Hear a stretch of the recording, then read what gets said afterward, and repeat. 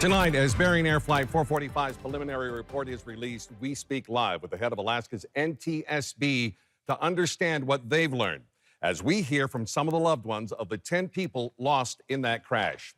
Good evening and welcome. That preliminary 9-page NTSB report says the Bering Flight 445 traveling from Unalakleet to Nome was overweight for icy conditions when it crashed last month, killing a pilot and 9 passengers on board.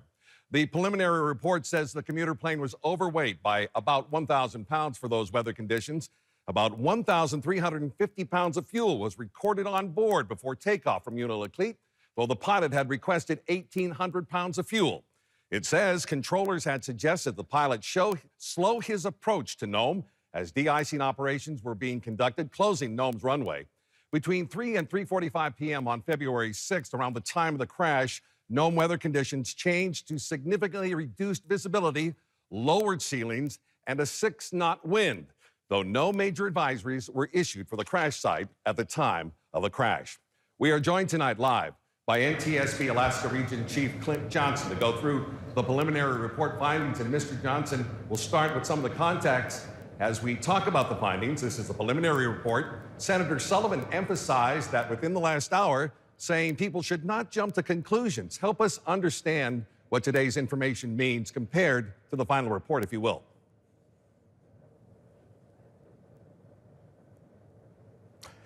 Yeah, thanks for having me here tonight. Yeah, unfortunately, we're having to deal with another serious accident here. Senator Sullivan's comments that we don't want to jump to any conclusions is right spot on. The report that was released today is strictly preliminary reports, who, what, when, where. As far as what the investigators have found, gives a little bit of a timeline as far as how this tragic accident came to be, and gives a little bit of insight as far as where we're going to be looking and some of the important points of the accident investigation. One of the big takeaways in this preliminary report is about the plane being overweight for icy conditions. We want to spend a moment on that point, if we may. First, under NTSB policy, does it dictate who is ultimately responsible for determining the plane's weight? Someone from the company, a pilot, or someone else? Right. I mean, ultimately, it's the pilot's responsibility to make sure that the airplane is airworthy and it's in a state to be able to fly. However, we're going to be looking at all different aspects of this accident as far as the involvement of the company, maybe the FAA oversight. We're going to be casting a wide net, and we're going to be looking under basically every rock that we possibly can. The NTSB, obviously, our signature trademark is to deliver very comprehensive, detailed investigations, and that's exactly what we're going to do here. Mr. Johnson, in the case of Flight 445, have you all been able to determine what Bering Air's policy says about who determines if a plane is too heavy to take off?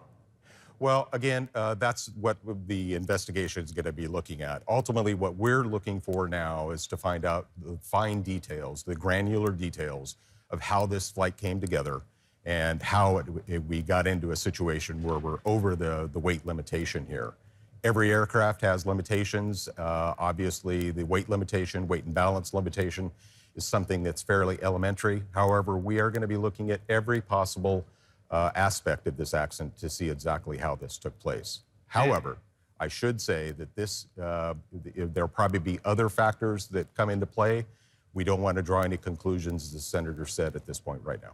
And as you know, this crash has deeply impacted the state. One of the moments that sticks out is the message the NTSB has continued to send communities impacted in the early days. What is your hope for the communities and loved ones learning this information today? So obviously, it's a very busy time for the NTSB, but we can't imagine what the communities and especially the families. I know this is a tough pill to swallow. There's no way to candy it up. But again, as I mentioned before, we are going to be looking very deeply. There's a number of NTSB investigators. At any one time, there could be 15, 20, not just in the state of Alaska here, but in Washington, D.C. We're going to be looking at every single aspect of this tragic accident. Clint Johnson with the NTSB, we want to thank you for joining us tonight. And speaking of those who were lost on Bering Flight 445, our comprehensive coverage continues with Georgina Fernandez and what she heard from loved ones who continue to process what happened. Georgina?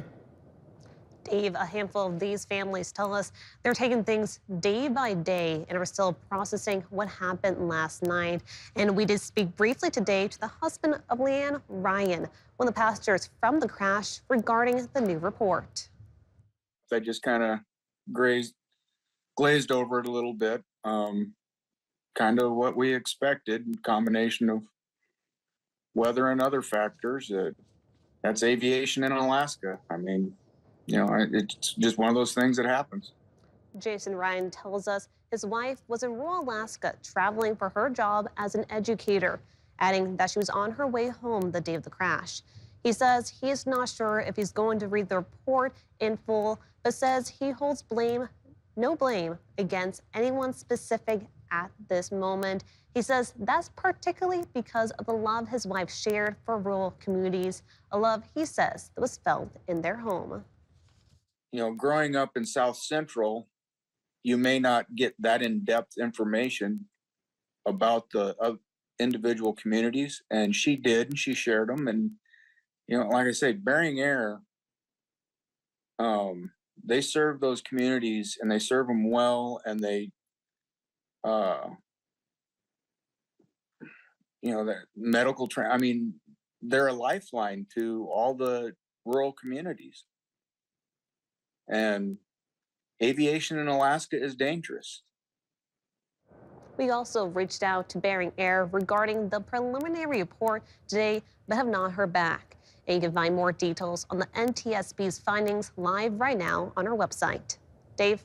Thank you, Georgina. And our complete coverage of Bering Air Flight 445 continues on our website and mobile app, where you can read the NTSB preliminary full report, along with our weeks of coverage of those Alaskans lost when that flight crashed.